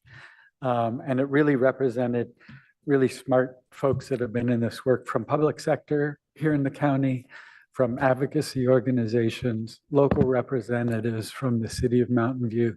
And they were really the space out of which this program came. So the first thing we did in that space was work on a definition of community ownership. And this is what the advisory committee came up with as we sort of reported out the research that we were doing. So number one is this concept of decommodification. And for a while it was just affordable in perpetuity, but it really, through the discussion, it was really more than that. It was really related to changing the relationship between the residents, the land, and the housing and the community. And we felt it was really important to call it something else than affordability to capture that. We also, I think, acknowledged, and this is a whole movement that's long before us and hopefully long after us, that shared governance needs to be a part of this process. And community stewardship is really the idea that there is a long term, that we need to be thinking about the needs of the folks today, but we also need to be thinking about the needs of the residents in the future and thinking about the role of this housing long term in the community. Next slide. We then dug in and looked at different models of community ownership. So some of them have been around for a very long time: community land trusts, limited equity cooperatives, mutual housing associations. There are some that are more emergent. We were looking at what are called resident-owned communities, which is the way that mobile home park owners get involved in buying the park. And we also looked at different governance structures. And so in some place, this was as simple as integrating residents into the board that managed the nonprofit running the process. But we also found different examples of resident councils and even tenant committees that really had a formal decision-making role from the very beginning. We decided that we wanted a program that would embrace everything, and that we had to have the flexibility to respond to people that came to us with these models. So that's one of our challenges going forward. Next slide. So the advisory committee spent some time thinking about this and developed a vision, which I will just read to you quickly. It was a future where innovative housing models support community well-being, health, connectedness, affordability, and stability for all. And they came up with guiding principles that they wanted to help drive the development of the policy and funding decisions. So in addition to the three that we talked about as the sort of core principles of community ownership, they really felt it was important that we acknowledge the principle of capacity building and growing our capacity in these spaces, of transforming systems and realizing that it was going to take new systems and new relationships to make this work. It wasn't going to plug into the old system, and that we really need to be held accountable for continually assessing what we're doing right or wrong. Next slide. So we spent a lot of time talking to people. We had 8 meetings with the advisory committee, and we had 18 meetings with stakeholders, and we attended a number of larger meetings, and we tried to learn everything that we could. So here's what we learned. There's a lot of excitement right now. There are people, different sectors, sort of plugging in, trying to figure out what their role is. And we're really in a place where this is going from a kind of an older, there's folks that have been around for 20 years, and then there's a lot of emerging organizations that are really excited about this work. We also learned that this is really hard, that these projects are really hard. And when you think you kind of got a handle on how hard they are, they tend to be a little harder than you thought they were going to be. So we learned that. And we learned that really partnerships are key. Whether it's between experienced groups and newer groups, or between folks that are trying to figure it out together, that this idea of collective response and partnership was really essential. We also found there were some critical issues, challenges we faced. There wasn't enough money. We didn't have enough experience or capacity at this point to just jump in the water. And that there was a real lack of common standards across different funding sources and in different programs in different cities that made it a little bit difficult how to figure out how to fit in. Most importantly, we learned that the city can play a key role, but cannot do it alone. So we had to disabuse ourselves of the fantasy that we could do this alone. It's very helpful to acknowledge that up front. There are a couple groups in Mountain View that are pursuing this. Furthest along is Mountain View Community Land Trust, but there are some others. There's also a discussion in the region, the South Bay, with some of the regional or countywide organizations about this is something that we can coordinate on a countywide level, because it's really going to be hard if we're doing it city by city. Next slide. So again, we had to confront this question of what is the city's role going to be? And in some ways, this was the most important thing that we brought to council, was this is not just a funding program. If we're going to make this commitment, we need to really recognize what it was. So in addition to, really great flexible funding program that's going to be able to fund projects as they come forward with different models, we also need to be capacity builders. We need to be supporting organizations, technical assistance, and connections to regional resources. We need to recognize the importance of being a convener, of bringing partners together, folks with experience, folks who are newer. Somebody has to play that role bringing people together. And people are doing it in different spaces, but the city needs to acknowledge that's part of what it's leaning into when it takes us on. And finally, we needed to be a policy leader. We needed to really push for the resources and the tools we needed to make this work. And we had a unique capacity for that as a city. So we wanted the city to know stepping up was key, but that we couldn't do it alone.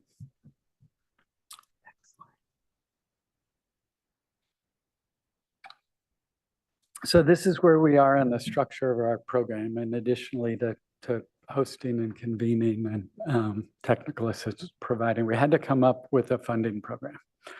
And what we found was that traditional affordable housing funding doesn't fit the needs of community ownership very well. So on the left, you'll see our current affordable housing program that we use to fund affordable housing. We have over 1,100 units in our pipeline waiting for us to figure out how to fund them at this point. So this is the program that we've been using to do really important work on affordable housing development. So the COPE is going to have significantly more flexible terms than our traditional affordable housing loans. And we're doing that while also maintaining a balance with the responsibility the city has to steward public money.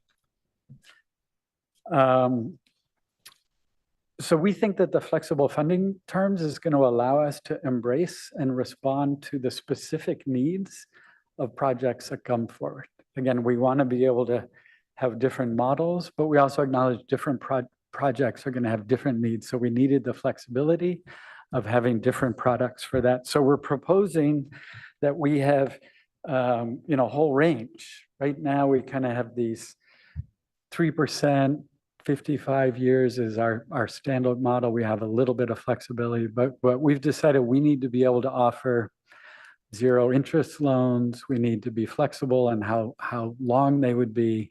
And we may need to acknowledge that the project needs a forgivable loan in some cases to work. And that's really what's important to us. So we want to get as close to being free to solve problems as we can. And so this is how we've proposed to do it. Some projects don't need a lot of money.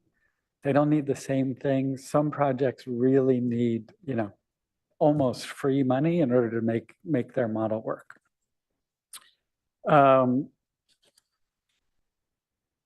We looked around and we found that funding programs often created models that required the applicants or the community organizations to come and fit into the model. Come and fit into our structure, and then we'll help you. And so we, from the beginning, tried to figure out ways of changing that so that the city wants to lean into the projects and try and come to them with the flexibility to problem solve together, rather than asking them to fit into a box that may or may not work for them. This is scary for the city. This is a kind of flexibility that they're not used to. We need to be accountable for public funds. And it means we really need to have confidence that these projects are going to have the money they need, but that we're also going to have the skills and capacity to move through all of the challenging steps in the process, really for the life cycle. And so that's going to be our answer to why this is something the city can lean into, is really having the confidence that we're going to succeed together. As far as we can tell, our program is going to be the most flexible program in the state. And we're really doing that on purpose. We feel like we're a small city, we have resources, we have a lot of support, and we really need to be role models in expanding the kind of vision statewide of how this can work. So we have $4 million. And we're trying to leverage more money. And the one thing I would say about that is we're really realizing the money is going to come directly to the applicants, the developers, as often as it's going to come through us. Next slide. Because this is hard, we put together a small technical assistance grant program, which is going to be in place prior to the formal the adoption of the final COPE. And the idea is that with small grants, we can do some of the technical pieces up front. Part of it, the vision is hiring a broker to help people get access to the market, but we're also looking at other ways of supporting projects going forward. Next slide. We did consider an opportunity to purchase act, and I think this is going to come up in Josh's presentation. So I just wanted to talk a little bit about how we thought about it. It's basically a program where the tenants or nonprofits are given a first right of refusal or option to buy the properties. And it's a whole notification process. And we looked at it really carefully and we decided that we really didn't have the money or the local organizational capacity to take full advantage of the intent of that program. And so at this point, we didn't recommend this to council and they agreed, but we did agree that it had value. And so part of the technical assistance resource that we want to offer is ways of opening up the market.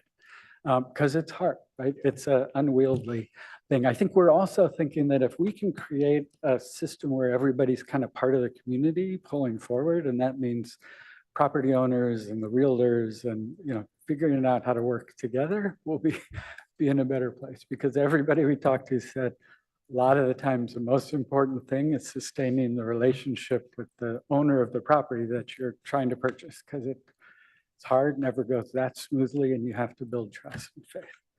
Next slide. So we now have been charged with developing the program within the framework that's been approved. I'm sorry, I'm way over my time. We're going to continue to work and talk to people. We're going to reconvene our advisory committee. We're going to put the technical assistance program together, and then we're going to come back in the first quarter of next year. So it's pretty tight, but we're very excited about it and would love to share our excitement with the city of Palo Alto. And again, we're looking to invite people into this process. Thank you.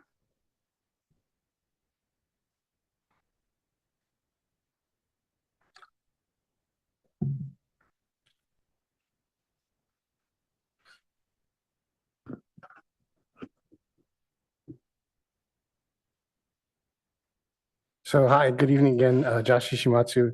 So as my slides come up, I'm Deputy Director at Silicon Valley at Home. And Silicon Valley at Home's mission is to advocate for systems change to achieve housing affordability and housing justice in Santa Clara County. You can actually put it to the next slide. So we've been around for 10 years, well, almost 10 years, and we do a mix of policy research and advocacy, public education, leadership development, and communications, all to further what is sometimes called the 3 Ps of affordable housing, which is production, preservation, and protection. Next slide, please. So Commissioner Causey invited us here tonight to talk about some alternative models for affordable home ownership or ownership in kind of like an affordable housing context. But before I get into that, I just wanted to cover some quick sort of background about what affordable housing mostly is, in California at least. So most affordable housing in California is developed with the federal low-income housing tax credit, or LIHTC. And you know, this is a great program. It develops great housing, high quality housing. The picture here is from Wilton Court, but developed by Alta Housing here in Palo Alto, and which opened a few years ago, I believe. But you know, LIHTC housing is all rental housing, and sort of like the regulatory structure of it and the economics of it mean that you're going to get a certain type of building. Again, it's high quality housing. It's a really good program. But you know what Matthew mentioned about the flexibility and the ability to structure ownership or asset building for low-income folks, it's not really part of the program design. It builds affordable rental housing, and that's what it does. It's great. But there's other things that one might want to do with housing too. Next slide, please. So, Commissioner Kazi asked us to give like a quick overview of a few different alternatives. Some words that get bounced around a lot are when people start talking about affordable alternatives and for housing. They are not all like apples and oranges. They're not all like comparable models. You can actually make fruit salad with some of this stuff. Limited equity co-ops, are something that can be done with a land trust model, like what Juan talked about. So it's not; these are not like alternatives to each other. They're just some of the terminology that's out there, and I'm just going to walk through some of it really quickly. I only have a slide for each one. And I do have a slide about social housing, and it's not as long and wonky as I'm sure what you heard, which has its pluses and minuses, because I'm sure you would learn a lot more from them, but it'll be faster for me. Next slide, please. I also want to say it's not an exhaustive list either. So there's lots of other things, some of which Matthew mentioned in his, mutual housing is not on this list, but it's another alternative, for example. So to start with limited equity co-ops, right? So a cooperative is a legal structure. It's a form of ownership that is not in and of itself necessarily affordable. I don't know if anybody watches Only Murders in the Building, but that takes place in a cooperative in New York. Much of the housing for sale in Manhattan is through cooperative structures. So if you know what condominiums, it's a legal description of a piece of air, where it's your walls by your floors and your ceiling, and you own that floating bit of air when you own a condominium, right? With a cooperative, instead of owning a floating piece of air, you own a share of the building. So it's like owning a share in a share of stock in a company or something like that. And you own a share typically you own a share of the building that is proportional to the space that you occupy, but you don't actually own that legal description of the space. You own the share. So it's just a different sort of legal structure for ownership. In the case of limited equity, you own a share of a building, but that dollar amount of the share that you own may not be proportional to the actual value of the unit that you occupy. So where you layer this with a land trust, the land trust might own the land, and it might even own a percentage of the building. But a shareholder, a potential shareholder, can come in, and maybe the down payment for their unit would have been on the order of $100,000. Just but maybe they pay $10,000 or $5,000 for the equivalent of that down payment, and then they own a share of the building, which then they can sell in the future if they need to. It appreciates, but it appreciates from that base amount. And, this is just one way of potentially structuring a limited equity co-op. There's other ways, but I think, I'm just trying to give you a picture of how like the cooperative model of ownership might be structured to make something more affordable. And then somebody, continues to pay a monthly payment, which would go towards the operating of the building. The cooperative, like A limited equity cooperative, like many cooperatives do, would have a co-op board. So there's something like a democratic structure, which would make decisions about the ownership of the building. So this is in a way, so this is a way to make it's an alternative, again, it's an alternative form of ownership that has some like democratic decision making built into it, and it has and it makes it cheaper for someone to purchase. Some co-ops where there's like sort of affordability restrictions might have restrictions on the sale of your share. Like maybe you have to sell it to another low-income as an example. But that's just the overview of like a limited equity co-op. Next slide, please. So social housing. Right now, social housing is sort of like a hot topic in our space. People mean different things when they say social housing. There is a Vienna model of social housing. This picture I just pulled off the web. I did a Google image search for social housing in Vienna, and I presume that's a social housing building in Vienna, but you never know with the internet. But the Vienna model of social housing, and it's not what people always mean when they say social housing, but the Vienna model of social housing is publicly owned housing. So it's public housing that is mixed income. So so instead of being only for low income, it's public housing for middle income, high income, low income folks, where the higher unit rents are used to help fund the operations of the building as a whole, and to help keep the lower rent units affordable. So it's publicly owned in the Vienna model, but it doesn't have to be publicly owned. A nonprofit, a land trust, etc., could own social housing. It's more about using the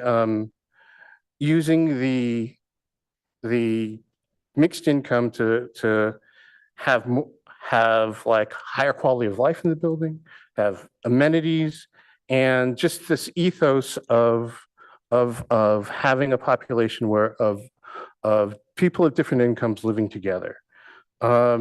And so, the social housing may or may not have like sort of like a democratic governance structure. As I understand it, some of the Vienna housing does. The ultimate ownership structure again could be different. And in today's high cost sort of housing market, where land costs are high, where construction costs are high, where interest rates are high, it still may need public subsidy to be affordable. So that's just one thing to keep in mind. So next slide, please. Okay, so yeah. It's Matthew's fault. He just whispered to me.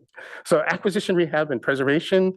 This was not something that Commissioner Kazi requested to cover, but I just put this on because the next slide that doesn't really make sense without this context.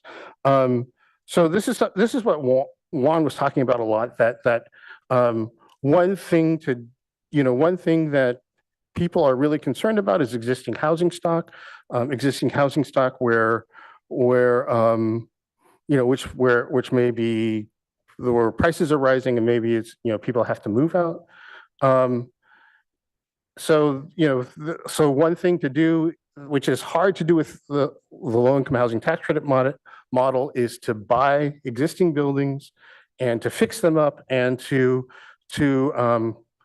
covenant them or to restrict them as low-income housing for the term of 55 years, 99 years, whatever the usual public terms are. This is something that's generally cheaper than new construction of affordable housing. On on a per unit basis. And it can also be layered with a land trust model or other forms of community ownership. It's, on the downside, it doesn't create new units. It only, it is by its very definition, it only fixes up existing units. Next slide, please. So my last slide is about tenant or community opportunity to purchase policies. So this is a regulatory structure or legal structure that changes the property sales process.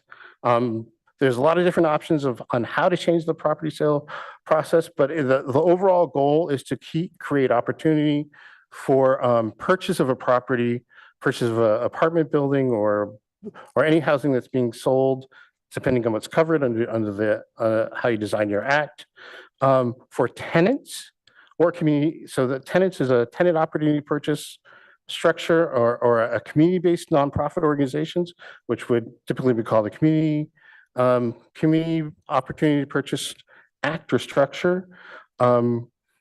Washington, D.C. has had a tenant opportunity purchase act since TOPA since 1980. San Francisco has had a community opportunity purchase act since 2019. So, what might be in a typical TOPA or COPA is that there's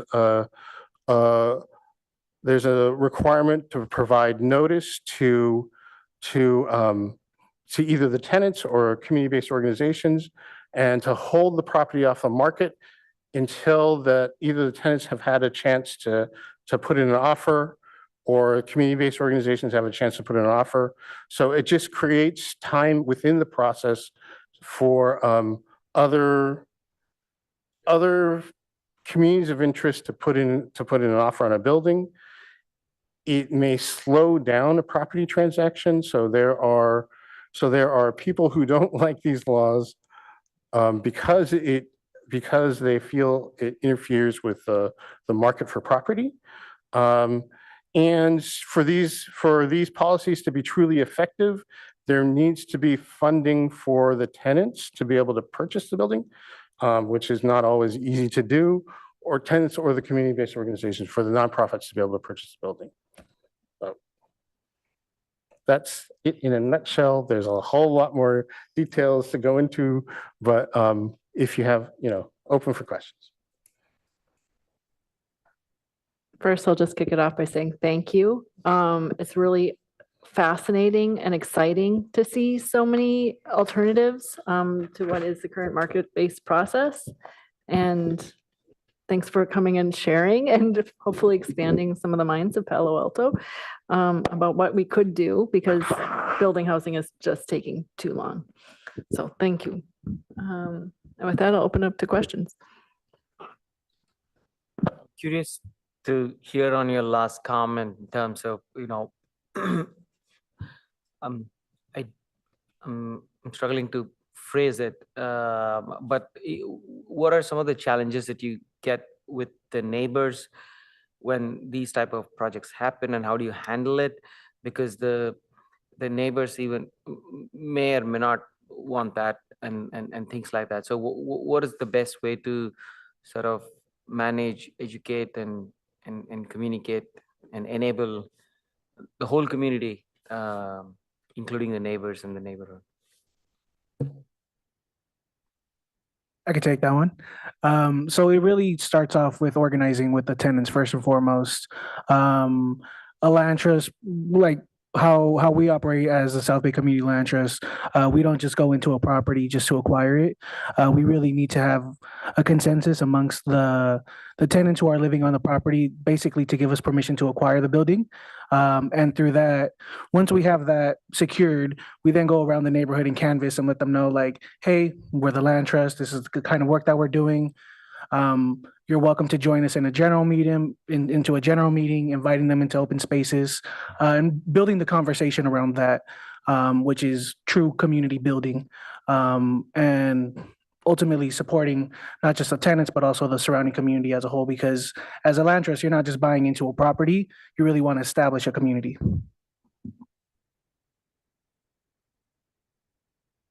A question came up to my mind that if, oh, I'm sorry, did you? I just had a quick clarification, I think. Part of the function of all of these programs is to preserve housing that exists, that has tenants, so that they're not displaced.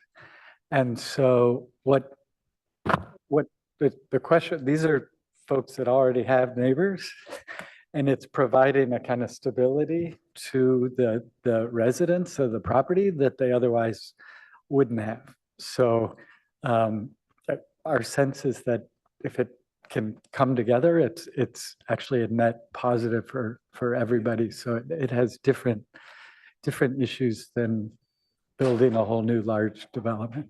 Sorry. Yeah, I think maybe the only one that really relies on new construction of the models that we've collectively run through is social housing, where most everything else on that list, as Matthew says, exists to preserve, fix up, and maintain better the existing housing, and to keep it affordable. Whether it's through some form of ownership structure or it continues as rental housing. These are more strategies that exist for the people who are already living there. So it's a different issue set than I think you were asking about. I live across the street from Milton, and I think when it was being constructed, I think there were some chatter on the next door and some communities and pamphlets. So like not everyone was for it. I think some trying to learn what are some of the best practices to communicate this effectively.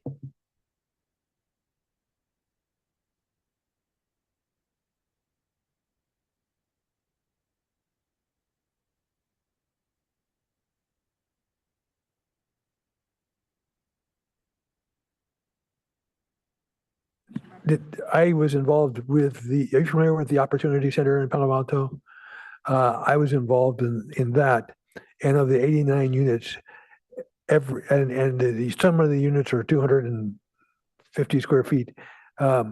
Every bathroom has to be ADA accessible.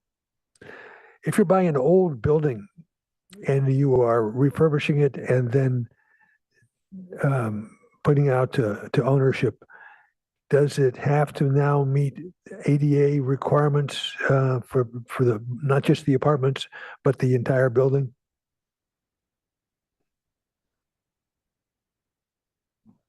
I mean, I would say yes. A lot of the funds that we have, are tied into making sure that everything is up to code and following either local government guidelines or, if it's the regional one, falling within those guidelines and making sure that everything is up to code.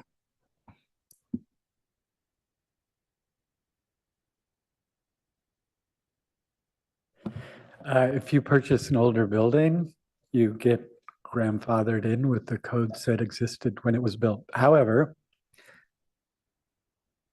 we don't want to invest in a dilapidated building. And so we're really committed to figuring out what the needs are and integrating that into the process. We had a discussion in Mountain View because we have on the books a regulation that says everybody should have seismic retrofits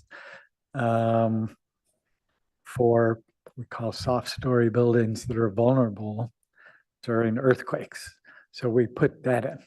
We said, if you're going to do it and that's a problem, you absolutely have to do that. Otherwise, we need an assessment of what the needs of the property are. So hopefully the standards improve. But at this point, we don't think that they're automatically changed.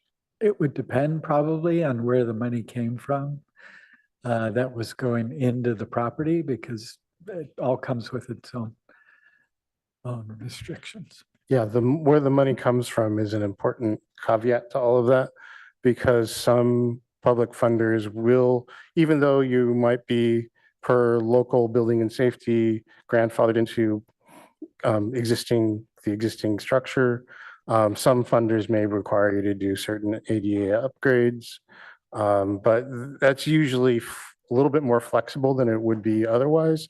So like I've done some, in another life, I did affordable housing development, including some rehab work, and we did wheelchair accessibility to a percentage of the ground floor units instead of doing wheelchair accessibility for all units, just because it was an older building where it would have been structurally difficult to add an elevator.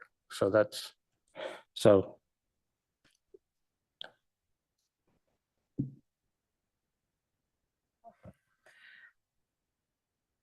I think that Mountain View is farther along on the curve than Palo Alto. And I think maybe it's because of all your tech headquarters and the monies that become more available than Palo Alto. We're just kind of over the border in the wrong direction. But I think you're a guiding light. This is the beginning of the discussions we have to have. I'm familiar with the co-op models from where I come from.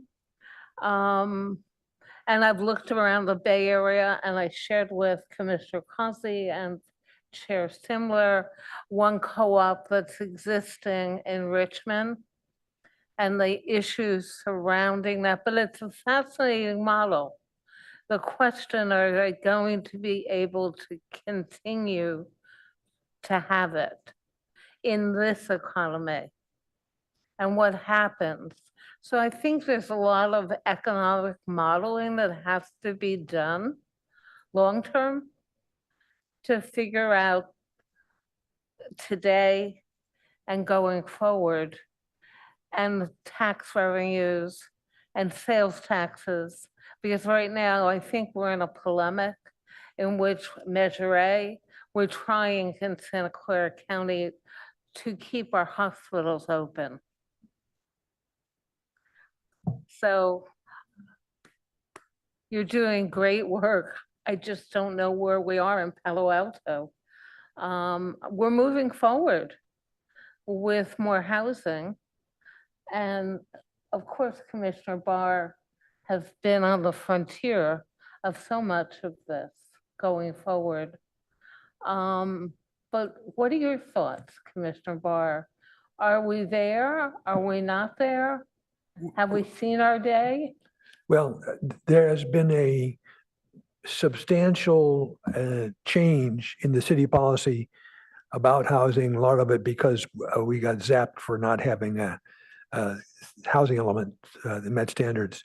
And so I'm actually on the Citizens Advisory Group for developing housing on downtown parking lots.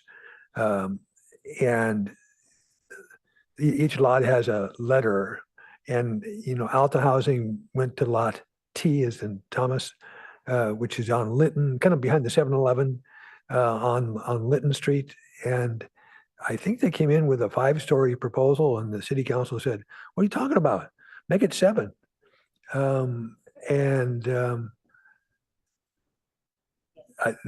That lot C is another lot that which ironically is right next to Avenidas. And so wouldn't it seem to be logical for lot C to be a senior housing community?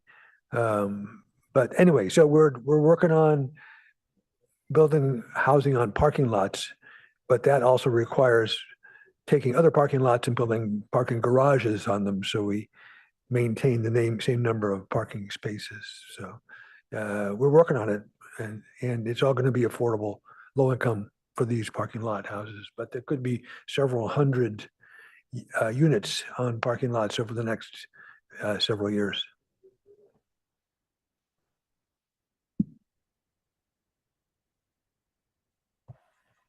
I have a question. Thank you for being here.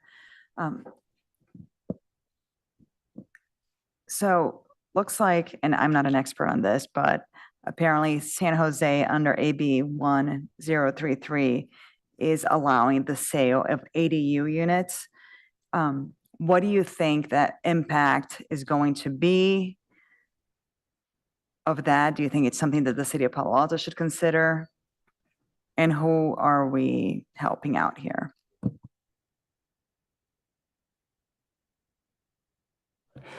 I mean, I generally think big picture wise, it's always better to have more housing than less housing.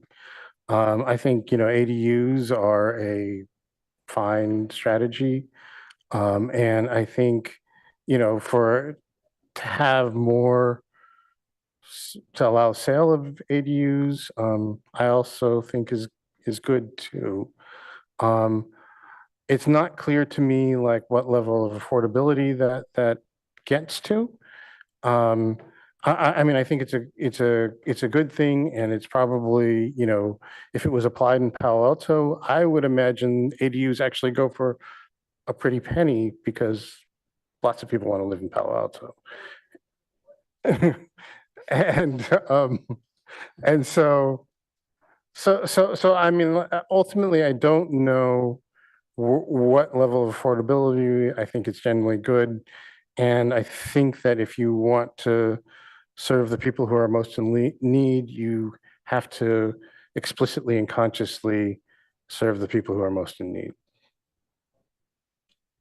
Thank you. I want to say one thing about the Alta Housing projects in Wilton. I did get to go visit it right when the construction was done, because they are his recipients. So we went around and visited all the different recipients. And one thing that I really like about that project is that the bottom floor, I remember, has special rooms for case managers to come and work with the residents, and the communal rooms as well, where they could take cooking classes or just have meals together. So I like the idea of, offering these extra services for this vulnerable population, and also creating community with the communal rooms on the bottom. It was a very impressive building, so great job. I just want to say thank you for being here tonight. I became a commissioner because I used to work in housing, and I started by working with tenants facing eviction in Palo Alto. And I myself live in a 100-year-old building with a lot of longtime Palo Alto residents. It's a very community that's very important to us. We don't want our rent to grow up, but also I didn't have hot water last week. I think all of you said so many amazing things. I think tonight's recording will be a great resource for our staff, our council members, our stakeholders. You said the fruit salad example. I said when it comes to housing, like, we need to be doing everything everywhere all at once, combining solutions and not doing it alone. As you said, collaborating, seeing what different organizations are doing. And I do also want to remind this commission, like, a feedback I get from other cities is that these programs are often started in cities that have less resources than Palo Alto. And the feedback I have gotten from other cities before is like, hey, we're trying this. Why aren't y'all trying this? So thank you all for being here tonight.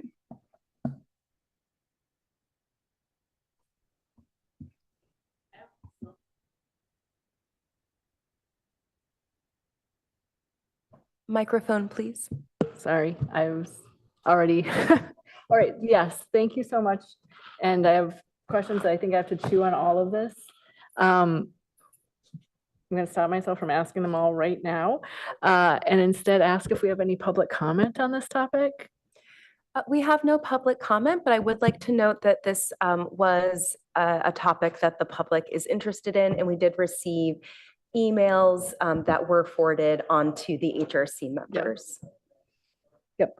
All right, well, and then with that, hold on, what's the next thing we do? Can we go ahead with city official reports? If I could just make one Oh, final. sorry, your light was on. No I worries. apologize. If I could just make one final comment. I think going back to Commissioner Casey's words, I think it is never too late to begin having these conversations. As far as community land trusts, there are over 40 community land trusts just in California. We're a part of a really robust network of community land trusts. couple here in our backyard, right? So urge you to continue this conversation, exploring alternative models. And if you have any questions, just feel free to reach out to us.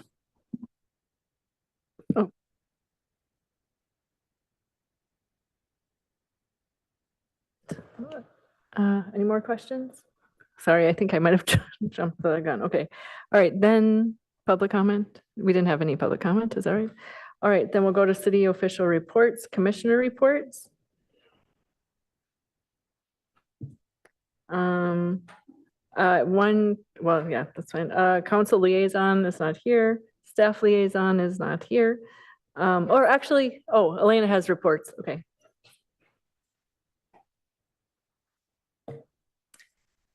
All right. So just a reminder that the Human Relations Commission recruitment is open until September 24th. Also, there are positions open on the Public Art Commission and the Parks and Recreation Commission. And anyone who would like more information about that can contact the city clerk's office.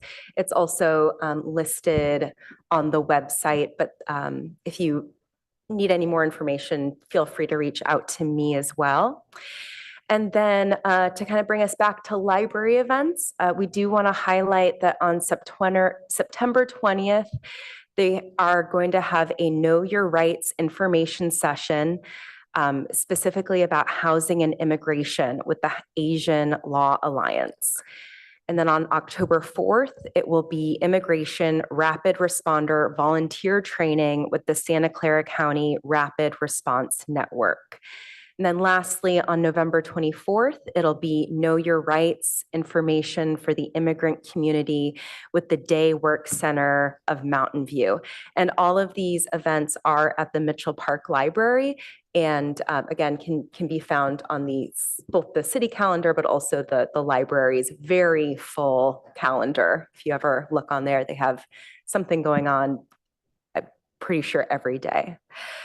Lastly, I would like to address that I know that I think everyone has heard that Downtown Streets team is closing its doors.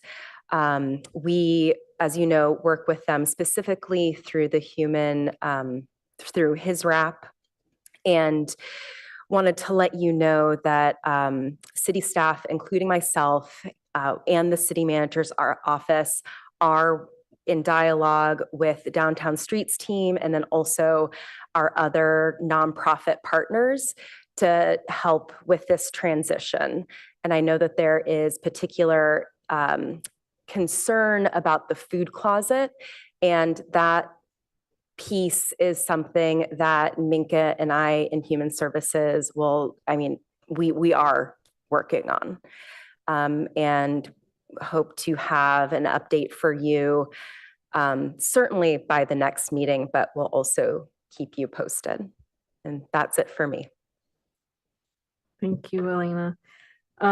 Really important work you and your team in the city are doing right now to support our human service needs. Are there any, I do have something under Commissioner questions, comments, announcements, and future meetings. Our October meeting is being bumped to October 16th, so we're going a week later.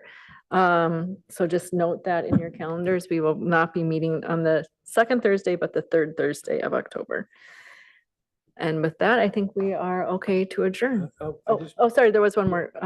I just wanted to emphasize this, the concerns about the downtown food closet, which was created a long time before there was a Downtown Streets team. And it was, churches were helping it and so on. And I read about the history of it, and I read just how much food is distributed to our low-income community members. And so I think that we need to be very concerned about the food closet and how best to get the different organizations in the community to come together to maintain the food closet. Thank you. Thank you. All right, and with that, I think we can adjourn. Thank you, everyone.